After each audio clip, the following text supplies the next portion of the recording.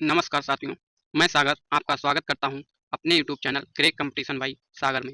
आज हम देखेंगे बीपीएससी टीआरई 3.0 री एग्जाम डाउट क्वेश्चन। अभी जो हमारा 20 तारीख को एग्जाम हुआ था पीआरटी का, बीपीएससी टीआरई पीआरटी का एग्जाम हुआ था, उसमें कई सारे ऐसे क्वेश्चन हैं जिनके आंसर हर कहीं भी देखो तो अलग अलग बताते हैं। तो हम उन्हीं प्रश्नों को लेके आए हैं। लगभग 19 प्रश्न होंगे सभी, जो प्रश्न कहीं ना कहीं डाउट भरे हैं। इनमें हम देखेंगे, पहले उत्तर देखेंगे, फिर उसका देखेंगे कि ये क्यों उत्तर इसका होगा। चलिए बिना देरी किए स्टार्ट करते हैं। हम पहला प्रश्न देखते हैं। इसमें लिखा है शीत ऋतु में तमिलनाडु के तटीय क्षेत्रों में वर्षा होने का कारण। यानी कि तमिलनाडु का जो तट होता है, जैसे कि ये हमारा भारत है, तो ये भारत है, इसमें यहाँ पे जो वर्षा होती है तमिलनाडु के तट पे, वह वर्षा किस मौसम से होती है। इसमें मानसून दे रखा है। ए ऑप्शन पश्चिमी विक्षोभ, बी दे रखा है दक्षिण पश्चिमी मानसून, सी दे रखा है लौटते हुए दक्षिण पश्चिम मानसून, डी दे रखा है उपरोक्त में से एक से अधिक, ई दे रखा है उपरोक्त में से कोई नहीं। तो हम इस चीज को समझते हैं। हम आपको बता दें इसका राइट आंसर क्या है। सी राइट आंसर है, लौटते हुए दक्षिण पश्चिम मानसून। क्योंकि आपको पता है कि यहाँ से दक्षिण और पश्चिम मानसून इंटर करता है, उसके बाद बंगाल की शाखा जाती है, वो इधर होते हुए और यहाँ पे जो हमारा हिमालय पर्वत है वहां टकराती है, और वहां टकराने के बाद फिर ये वापस लौट के आती है और वह यहाँ पे वर्षा कराती है तमिलनाडु के तट पे। यानी कि तमिलनाडु के तटीय क्षेत्र में यह वर्षा होती है।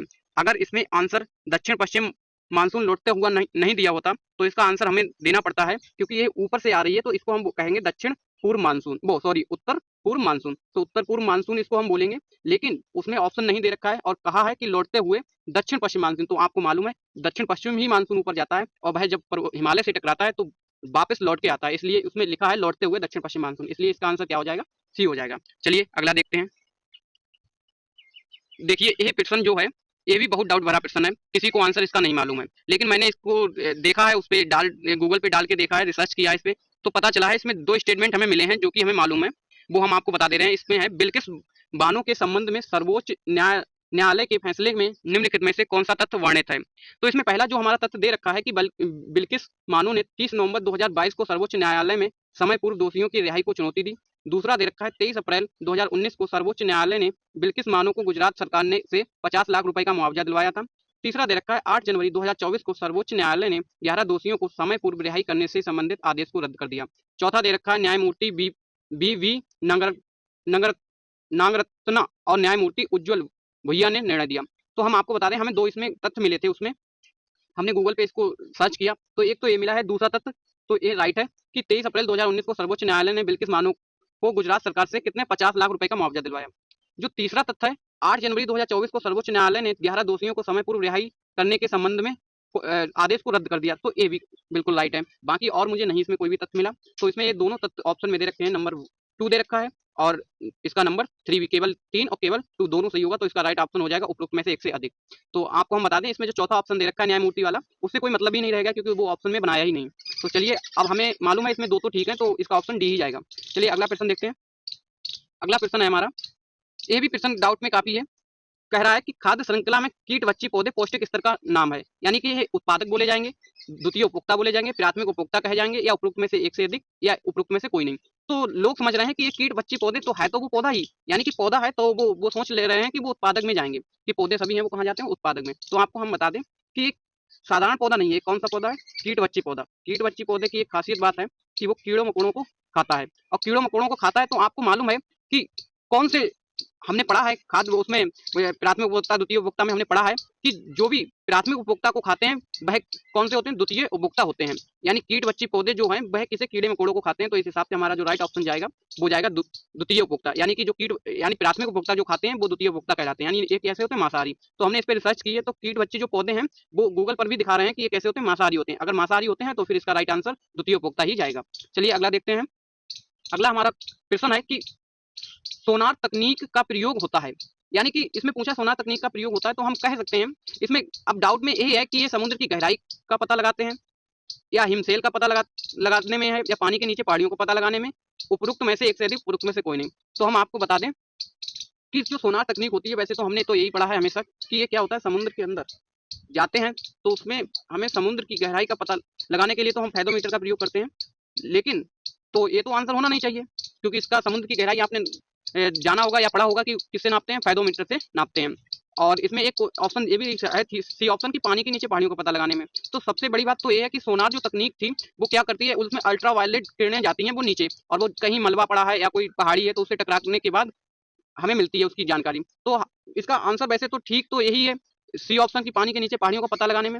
लेकिन अब देखो आयोग इसमें क्या मान रहा है, तो अगर वो ये भी मान ले रहा है कि समुद्र की गहराई पता लगाने में, हिमशैल का पता लगाने में, तो इसमें तो डाउट बना हुआ है अभी भी। लेकिन मेरे हिसाब से राइट आंसर इसका जाना चाहिए पानी के नीचे पहाड़ियों का पता लगाने में, क्योंकि ऐसे कई प्रश्न किए हैं जिसमें इसी टाइप के आंसर हैं। चलिए अगला प्रश्न देखते हैं। अगला हमारा प्रश्न है कि कुछ निर्वाचन क्षेत्रों में 2016 में उपचुनावों को निम्न में से किस राज्य में निरस्त किया गया था। तो इसका हम आंसर बता दे रहे हैं, फैक्ट वाला प्रश्न है, इसका आंसर तमिलनाडु ही जाएगा, जो कि सभी यूट्यूबर भी बता रहे हैं, सभी यूट्यूब चैनल बता रहे हैं कि तमिलनाडु, इसका तमिलनाडु ही जाएगा। चलिए अगला देखते हैं। अगला जो प्रश्न है ये भी डाउट से भरा प्रश्न है, किस क्षेत्र को चीन अपना पवित्र क्षेत्र होने का दावा करता है। तो हम आपको बता दें इसमें क्या है, ऑप्शन दे रखा है मकाऊ, बी ऑप्शन दे रखा है ताइवान, सी ऑप्शन दे रखा है तिब्बत, डी ऑप्शन दे रखा है उपरोक्त में से एक से अधिक, या उपरोक्त में से कोई नहीं, पांचवा ऑप्शन दे रखा है। तो इसमें हम आपको बता दें कि ये जो इसका राइट आंसर होगा वह हो जाएगा, अब इसमें तिब्बत वैसे तो होना चाहिए, लेकिन ताइवान पे भी अभी इसने हमला किया था तो शायद उसमें वहां भी ऐसा ही कुछ है दावा, तो हो सकता है इसका राइट ऑप्शन उपरोक्त में से एक से अधिक भी जा सकता है, ताइवान और तिब्बत दोनों हो सकता है, वरना तिब्बत इसका ठीक आंसर होना चाहिए। चलिए अगला प्रश्न देखते हैं। अगला प्रश्न देखते हैं। अगला हमारा प्रश्न है, निम्न में से बिहार में सबसे पुरानी नदी घाटी परियोजना कौन सी है। तो आपको हम बता दें, इसमें कई यूट्यूबर बता रहे हैं, कई मतलब यूट्यूब चैनल वाले बता रहे हैं कि इसमें जो राइट आंसर है वो कोसी नदी है। लेकिन हम आपको बता दें कि अगर आप स्पेशल बिहार पढ़े होंगे तो उसमें आपको दे रखी होंगी 3 नदी घाटी परियोजनाएं दे रखी होंगी, जिसमें सबसे पहली जो है वह कौन सी है, सोन नदी परियोजना है। यह कब बनी थी, यह 1874 में बनी थी, यानी 1874 में बनी थी। तो इसका जो उसके बाद में गंडक बनी थी, उसके बाद में कोसी बनी थी, और लास्ट में सबसे कौन सी बनी थी, गंडक बनी थी। तो इसमें हमारा बी ऑप्शन दे रखा है कि सोन नदी घाटी परियोजना। तो इसमें हम राइट आंसर क्या माने कि सोन नदी परियोजना। वैसे दामोदर नदी घाटी परियोजना इससे हमें कोई मतलब ही नहीं रह जाता है, क्योंकि ये बिहार से बाहर चली जाती है, और हम वो पूछा जा रहा है हमसे प्रश्न में कि बिहार में सबसे पुरानी नदी घाटी परियोजना, तो हमारा इस हिसाब से राइट ऑप्शन सोन नदी घाटी परियोजना हो जाएगा। इसमें आपको क्लियर हो गया होगा। चलिए अगला प्रश्न देखते हैं। अगला प्रश्न है हमारा कि कारगिल किस नदी के किनारे स्थित है। तो हम आपको बता दें ये सुरु नदी के किनारे है। ये प्रश्न क्या था, इसमें बच्चों ने ज़्यादातर सिंधु नदी लगाया है, क्योंकि सुरु नदी की उसको जानकारी बच्चों को नहीं थी। तो इस हिसाब से इसका जो राइट आंसर जाएगा वो सुरु जाएगा, क्योंकि ये यहाँ से जब लद्दाख से होती हुई सिंधु नदी आती है तो यहाँ इसकी जो सहायक नदी सुरु एक क्या है, सहायक नदी है, और यहीं कहीं पर क्या है हमारा कारगिल क्षेत्र है, तो वो इसके किनारे ही स्थित है सुरु नदी के, इसलिए इसका राइट आंसर सी हो जाएगा, सुरु नदी। चलिए इसमें भी कोई अगला देखते हैं प्रश्न। अब अगला प्रश्न हमारा है मृदा का पलवार करना संबंधित है। तो मृदा का है पलवार करना, इसको यही प्रश्न हमारा टीआरई 1 में भी आया था, जिसे उसमें दे रखा था मल्चिंग। तो ये मल्चिंग क्या होता है, हमने इस पे गूगल पे इसको देखा है और कई बुक्स में भी पढ़ा है। तो जो बुक्स है हमारी एनसीईआरटी, उसमें तो केवल हमें एक ही तथ्य मिला है, वो क्या है, बताता है मृदा की नमी के बनाए रखना। लेकिन दरअसल बताएं मल्चिंग का कार्य उसके साथ मृदा की नमी बनाए को रखने के साथ साथ उसमें क्या होता है, जो खरपतवार को बढ़ने से रोकने से भी संबंधित होता है। यानी कि हमने गूगल पे से डाला तो इसमें बताया जा रहा है कि इसमें ये दोनों चीज़ें होती हैं, यानी नमी को भी बनाए रखता है और क्या चीज़, उसको खरपतवार को बढ़ाने से भी रोकता है। तो यहाँ पे हमारा इसका राइट आंसर चला जाएगा, डी ऑप्शन राइट चला जाएगा।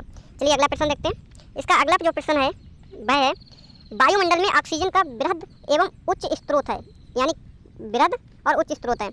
इसमें बता रहे हैं कि उपरोक्त में से एक से अधिक होगा यूट्यूब चैनल वाले, लेकिन इसमें क्या है, दरअसल इसका राइट आंसर जो है वह क्या हो जाएगा, समुद्री पौधे के प्रकाश संश्लेषण। तो आप निश्चिंत रहिए, इसका राइट आंसर यही आएगा, बी ऑप्शन ठीक हो जाएगा। समुद्र में जो पौधों के प्रकाश संश्लेषण होता है उससे सबसे अधिक ऑक्सीजन मिलती है। यानी कि हमने ये प्रश्न इससे पहले भी कहीं टेस्ट में वगैरह कई जगह देखा है, तो उसमें भी इसका आंसर राइट यही रहता है। तो आप निश्चिंत रहिए। अब क्या कह सकते हैं, बीपीएससी है तो वो अपना कुछ अलग सोच ले, तो उसमें हो सकता है कि ये भी चला जाए, लेकिन वो तो हर जगह से मिल रहा है ऑक्सीजन, घास के मैदानों से भी, जंगल के पौधों से भी। अमेजन का आपने जंगल सुनाई है, अमेजन जंगल सुनाई है, उसमें भी 20% ऑक्सीजन वो देता है।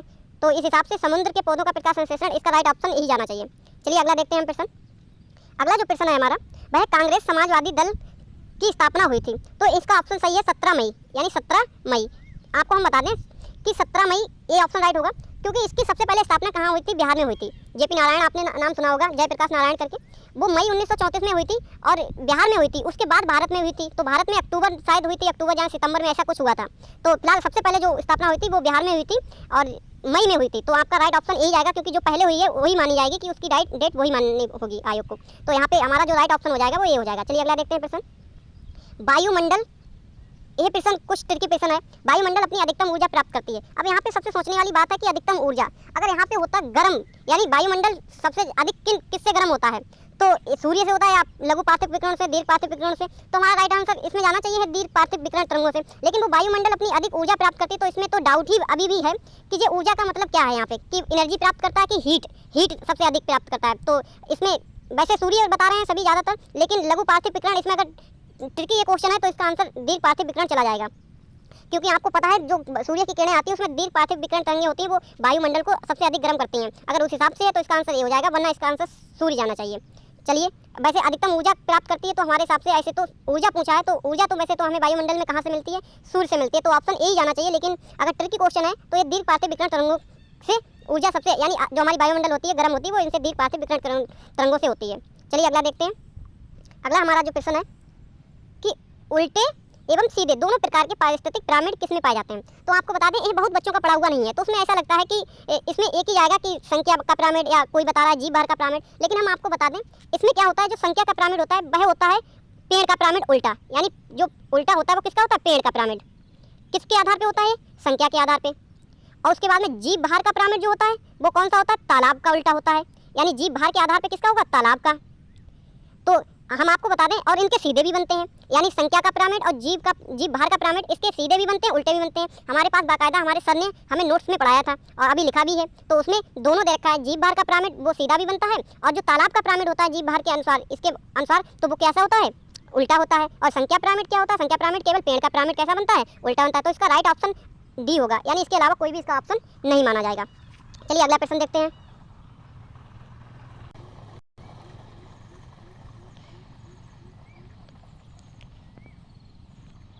अगला प्रश्न है हमारा, कौन से लक्षण किसी पादप को जलोदविद बनाते हैं। अब इसका तो हमें क्लियर आंसर नहीं मालूम है, लेकिन एक ऑप्शन इसका क्लियर मालूम है, वी ऑप्शन, कि वायु तक की उपस्थिति। लेकिन लोग बता रहे हैं कि इसमें यांत्रिक ऊतक का भी अभाव होता है, इसीलिए इसका राइट ऑप्शन क्या हो जाएगा, डी हो जाएगा। मैंने चीज़ें देखी हैं, लेकिन हमें तो मेन ऑप्शन तो इसका यही लगता है कि वायु तक की उपस्थिति, लेकिन इसमें यांत्रिक ऊतक का भी अभाव होता है, क्योंकि ये कैसे होते हैं, जलोदविद होते हैं। तो इस हिसाब से इसका ऑप्शन ठीक बता दें तो हमें भी लग रहा है कि ऑप्शन कैसा होगा, इसका डी ऑप्शन जाना चाहिए।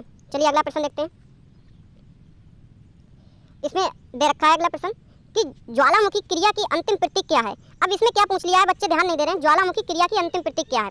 यानी इसने ये नहीं पूछा कि ज्वालामुखी की अंतिम प्रतीक क्या है, वो क्रिया की अंतिम प्रतीक पूछ रहा है, यानी क्रिया की अंतिम प्रतीक पूछ रहा है, तो वो इसका आंसर द्वारे ही जाएगा। लेकिन क्रेटर बहुत बच्चे लगा के आए हैं, क्रेटर तो जब होता है जब वो ये कहता है कि ज्वालामुखी की अंतिम अवस्था क्या है, ज्वालामुखी की अंतिम अवस्था क्या है, तो उसमें आंसर क्या जाना चाहिए था, क्रेटर। लेकिन वो कहता है ज्वालामुखी क्रिया की अंतिम अवस्था क्या है, तो ज्वालामुखी क्रिया क्या, नीचे से लावा निकलता है और लावा मैग्मा में तब्दील होता है, उसके बाद क्या जलवाष्प होता है, जलवाष्प में धुआं निकलता है, और वही धुआं उसकी क्रिया की लास्ट प्रक्रिया है। तो उस हिसाब से हमारे क्या होंगे, द्वारे इसका राइट ऑप्शन हो जाएगा। चलिए, इसमें कोई डाउट नहीं होना चाहिए। अगला प्रश्न देखते हैं। अगला है, निम्नलिखित में से कौन सा 3 मई 2023 से मणिपुर में जाति हिंसा का महत्वपूर्ण कारण था। ये प्रश्न इसलिए पूछा गया था क्योंकि अभी 2023 में बहुत ज़्यादा मई के महीने में वहाँ दंगे हो गए थे, तो वो दंगे किस कारण हुए थे, कुछ ना कुछ उसमें दिक्कत हुई थी, तो उसमें बता रहे हैं। इसका आंसर क्लियर नहीं मालूम है मुझे भी। इसका आंसर फिलहाल ये बता रहे हैं कि मैतेई समुदाय को जनजाति का दर्जा दिया जाना। अब इसका आंसर कौन सा राइट है, ये आंसर राइट होना चाहिए, क्योंकि वहाँ 2 जनजातियाँ रहती हैं, एक कुकी एक मेती, तो उनमें यही अंतर है कि एक पहाड़ों पे रहती है, एक नीचे ज़मीन पे रहती है। तो जो ज़मीन पे रहती है उसको संसाधन भी खूब मिलते हैं और उसको संसाधन भी कम मिलते हैं, तो इसका आंसर तो एक से अधिक होना चाहिए। लेकिन फिलहाल इसका अभी एक जनजातीय हुआ था कि एक को दर्जा मिल गया था और एक को नहीं मिला था, तो इसका कारण तो यही है फिलहाल मेन कि मैतेई समुदाय को जनजाति का दर्जा दिया जाना। चलिए अगला प्रश्न देखते हैं। ये प्रश्न आप डाउट में रख सकते हैं, इसका आंसर हमें भी क्लियर नहीं है। चलिए अगला देखते हैं। अगला है, ओजोन O3 के बारे में कुछ तथ्य हैं, तो क्या तथ्य दे रखे हैं। ए मध्यमंडल में पाई जाती है, आपको मालूम है समताप मंडल में पाई जाती है, पहला तो ऑप्शन गलत हो गया। दूसरा बी, यह वायुमंडल की अत्यधिक स्थायी गैस है, तो स्थायी गैस भी नहीं है। कैसी है, यह स्थायी गैस भी नहीं है। यह उच्च तरंग दैर्घ्य के विकिरणों को अवशोषित करती है, हाँ, तो यह इसका राइट ऑप्शन सी जाएगा। ये क्या करता है, जितनी भी उच्च तरंग दैर्घ्य वाली होती हैं किरणें, अल्ट्रावायलेट किरणें, वो हमारे पृथ्वी तक नहीं है, परावैंगनी जो किरणें हैं वो पृथ्वी तक नहीं आती हैं, तो उनको क्या है, ये अवशोषित कर लेते हैं, तो इसलिए इसका राइट ऑप्शन सी जाएगा। चलिए अगला प्रश्न देखते हैं।